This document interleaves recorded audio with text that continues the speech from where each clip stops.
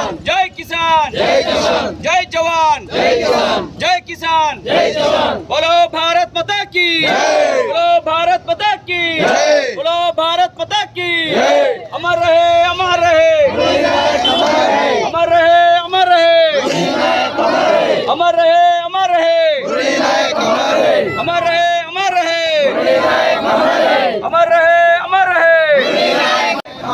अमर रहे, अमर रहे।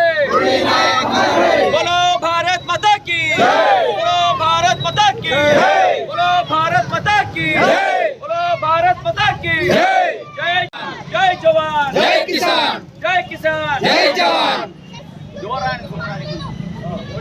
भारत माता की अमर रहे, अमर रहे, मुरली नायक अमर रहे, अमर रहे, अमर रहे, मुरली नायक अमर रहे, अमर रहे, अमर रहे, मुरली नायक अमर रहे। बोलो भारत माता की, बोलो भारत माता की, बोलो भारत माता की।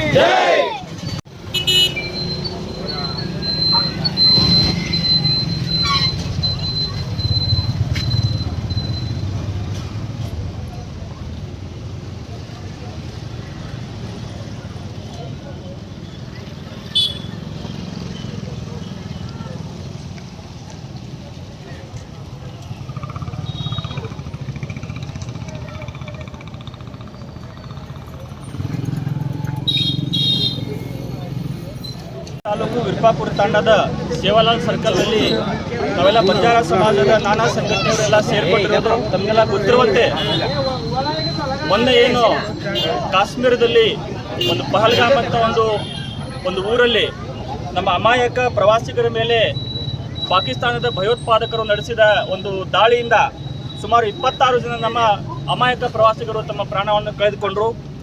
ಅದಕ್ಕೆ ಪ್ರತೀಕಾರವಾಗಿ ಭಾರತ ದೇಶ ಒಂದು ಪಾಕಿಸ್ತಾನದ ಒಂದು ಉಗ್ರ ಸಂಘಟನೆಗಳ ಅಡಗುತಾಣಗಳ ಮೇಲೆ ದಾಳಿ ನಡೆಸಿತು.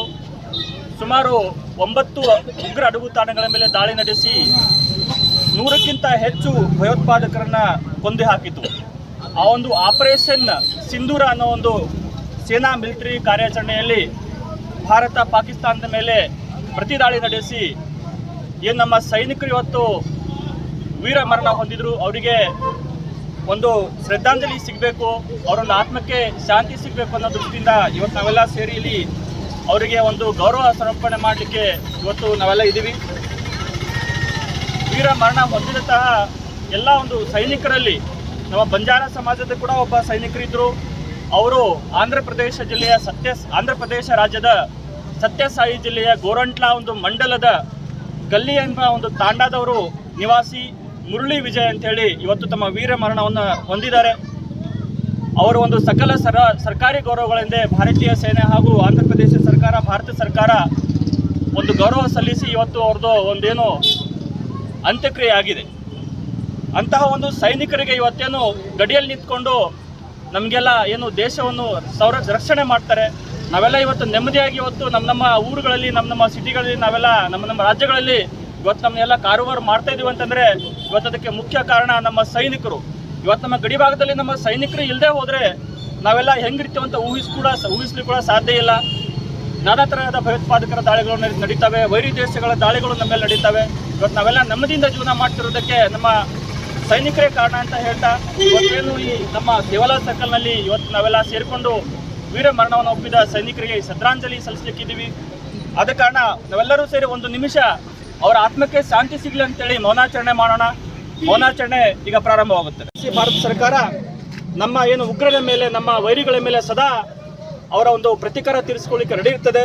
ಇಂತಹ ಗಡಿಯಲ್ಲಿ ನಿಂತ್ಕೊಂಡು ಏನಿವತ್ತು ದೇಶದ ಸಂರಕ್ಷಣೆ ಮಾಡ್ತಾ ಇದ್ದಾರೆ ನಮ್ಮ ಸೈನಿಕರಿಗೆ ನಾವೆಲ್ಲ ಸೇರಿ ಇವತ್ತು ಆತ್ಮಸ್ಥೈರ್ಯ ತುಂಬಬೇಕು, ಅವರ ಕುಟುಂಬದವರಿಗೆ ಏನು ಸಂತಾಪ ತಿಳಿಸಬೇಕು. ಇಂತಹ ಘಟನೆಗಳು ಮರುಕಳಿಸಿದಂತಹ ನಾವು ಅವರಿಗೆ ಒಂದು ಧೈರ್ಯ ತುಂಬಿದರೆ ನಮ್ಮ ಸೈನಿಕರು ಇನ್ನೂ ಕೆಚ್ಚದಿಂದ ಹೋರಾಡಿ ನಮ್ಮ ದೇಶವನ್ನು ರಕ್ಷಣೆ ಮಾಡ್ತಾರೆ ಅಂತ ಹೇಳ್ತೀನಿ. ಜೈ ಹಿಂದ್, ಜೈ ಜವಾನ್.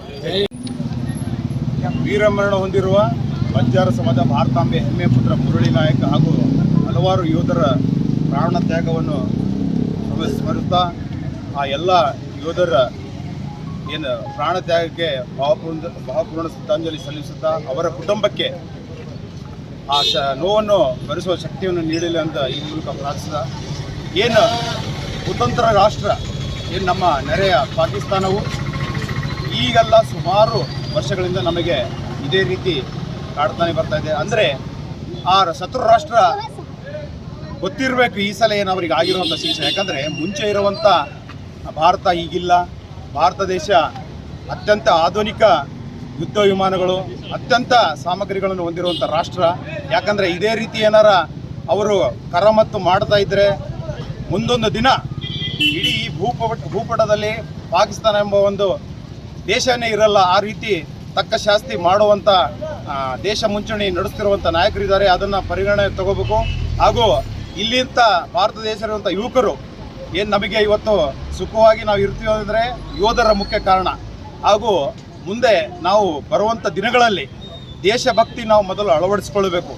ದೇಶಭಕ್ತಿ ಎಲ್ಲಿ ಗಂಟ ನಾವು ಅಳವಡಿಸ್ಕೊಳ್ಳಲ್ಲ ಅಲ್ಲಿ ಗಂಟ ನಾವು ಏನಪ್ಪ ಅಂದರೆ ಇಲ್ಲಿನ ಯುವಕರು ನಮ್ಮ ಆತ್ಮೀಯ ರಾಷ್ಟ್ರ ಇಸ್ರೇಲ್ನ ನಾವು ಪರಿಗಣನೆ ತಗೊಳ್ಬೇಕು. ಯಾಕಂದರೆ ಇಸ್ರೇಲಿನಲ್ಲಿ ನೀವು ನೋಡೋದು ಇಂಥ ಚಿಕ್ಕ ರಾಷ್ಟ್ರ, ಅದು ಸುತ್ತಮುತ್ತಲ ಇರುವಂಥ ಎಲ್ಲ ದೇಶಗಳನ್ನು ವಿರುದ್ಧ ಹೋರಾಡ್ತಾ ಇದೆ. ಅದು ಅವರ ಶಕ್ತಿ, ಅವರ ಒಂದು ಒಗ್ಗಟ್ಟು. ಅದೇ ರೀತಿ ಈ ಭಾರತದ ಯುವಕರು, ಇಲ್ಲಿನ ಪ್ರಜ್ಞಾವಂತ ನಾಗರಿಕರು ಅದನ್ನು ಅಳವಡಿಸ್ಕೊಳ್ಳುವ ಮಾತ್ರ ಭಾರತ ದೇಶದ ವಿವಿಧ ಸಂಸ್ಕೃತಿ ಹೊಂದಿರುವಂಥ ಜಗತ್ತಿನ ಏಕೈಕ ರಾಷ್ಟ್ರ ಅಂದರೆ ಭಾರತ ದೇಶ. ಅದರಲ್ಲಿ ಕೆಲವೊಂದು ಕಟಬದ್ಧ ಶತ್ರು ಅಂದರೆ ಏನು ನಾವು ಹೇಳ್ತೀವಿ ನಗರ ನಕ್ಸಲರು, ಕೆಲವೊಂದು ಭಾಳಷ್ಟು ವಿರೋಧಿಗಳು ನಮ್ಮ ದೇಶದಲ್ಲಿದ್ದಾರೆ. ಅಂದರೆ ಪಾಕಿಸ್ತಾನಕ್ಕಿಂತ ನೆರೆ ನಮ್ಮ ದೇಶದಲ್ಲೇ ಭಾಳಷ್ಟು ವಿರೋಧಿಗಳಿದ್ದಾರೆ. ಅಂಥವ್ರನ್ನ ನಾವು ಏನು ಸ್ಥಳೀಯ ದೇಶ ಅಭಿಮಾನಿಗಳಿದ್ದೀವಿ, ಭಾರತ ಅಭಿಮಾನಿಗಳು, ಅದನ್ನು ನಾವು ಅಲ್ಲಲ್ಲಿ ಮಟ್ಟ ಹಾಕಬೇಕು. ಮುಂದಿನ ದಿನಮಾನಗಳಲ್ಲಿ ಜಗತ್ತಿನಾದ್ಯಂತ ನಮ್ಮ ಏನು ಸಂಸ್ಕೃತಿ, ನಮ್ಮ ಆಚರಣೆಗಳು ಜಗತ್ತಿನಂತ ಪ್ರಸಿದ್ಧಿ ಹೊಂದಿದೆ. ಅದರ ಜೊತೆಗೆ ನಾವು ಇಲ್ಲಿನ ಆಚರಣೆ, ಈ ದೇಶದ ವಿಚಾರಗಳು ಉಳಿಬೇಕಂದ್ರೆ ನಾವೆಲ್ಲ ದೇಶ ಅಭಿಮಾನ ಅಳವಡಿಸ್ಕೊಳ್ಬೇಕು. ಇದೇ ರೀತಿ ನಮ್ಮ ಏನು ಮುಂದಿನ ದಿನಮಾನಗಳಲ್ಲಿ ಯೋಧರು ನಮ್ಮನ್ನು ಇನ್ನಷ್ಟು ಉಗ್ರವಾಗಿ ಹೋರಾಡಿ ನಮ್ಮನ್ನು ಕಾಯಿಲೆ ಅಂತೇಳಿ ಆಶಿಸ್ತೇನೆ. ಇವತ್ತು ಕೊಪ್ಪಳ ಜಿಲ್ಲೆಯ ಗಂಗಾವತಿ ತಾಲೂಕಿನ ಇರುಪಾಪುರ ತಾಣದಲ್ಲಿ ಶ್ರೀ ಸದ್ಗುರು ಸೇವಾಲಾಲ್ ಮಹಾರಾಜ್ ಅವರ ವೃತ್ತದಲ್ಲಿ ಇವತ್ತು ಇತ್ತೀಚೆಗೆ ನಡೆದಕ್ಕಂಥ ಆಪರೇಷನ್ ಸಿಂಧೂರ ಎಂಬ ಒಂದು ಸರ್ಕಾರದ ಏನು ಒಂದು ಕಾರ್ಯದಲ್ಲಿ ಏನು ಹುತಾತ್ಮರಾದ ಯೋಧರಲ್ಲಿ ಸುಮಾರು ಯೋಧರು ಹುತಾತ್ಮರಾಗಿದ್ದಾರೆ.